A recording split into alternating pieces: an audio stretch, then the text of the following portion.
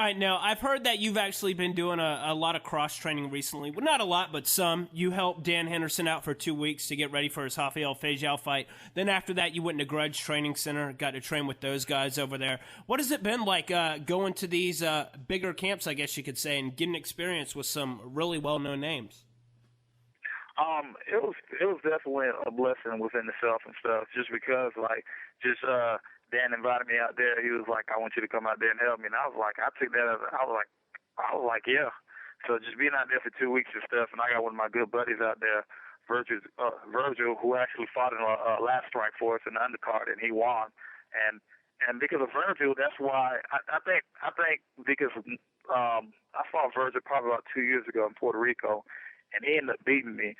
And I think because of Virgil, that's probably one of the biggest points in my career, ended up changing and stuff.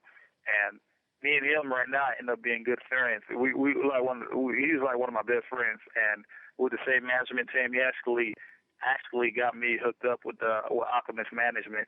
And from there, from that situation happening, then going to they getting me the funds to go to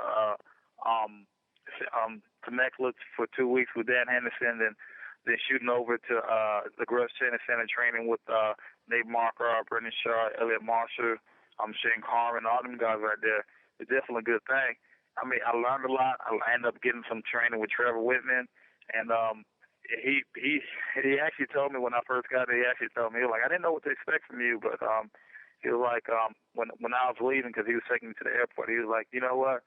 You shockingly surprised me. You're like you're a good one. So he said don't do anything different. Just keep on doing what you're doing, because you're heading in the right direction. And just kind of hearing those things from different coaches and different people, it kind of motivates you more. It kind of makes you.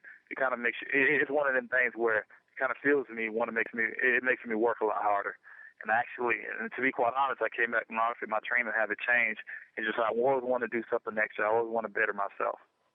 All right, now there's a big discussion right now in mixed martial arts about fighters fighting their friends and their training partners. You know, a lot of people have different opinions about that. I wanted to get your opinion on that, and also on top of that, if indeed you wouldn't fight training partners, do you look at Dan as a close enough person now that you wouldn't want to fight him because you've trained with him some, or would that be a fight that you'd be willing to take? It's one of them things like I'm walking on a thin line and stuff. It's just like, no, yes. It always comes down to, like, you don't want to fight your friends, just period. I consider myself and Dan to be pretty good friends. He actually flew me out there. He actually put me up. And when he did all of that, he showed me a lot of things.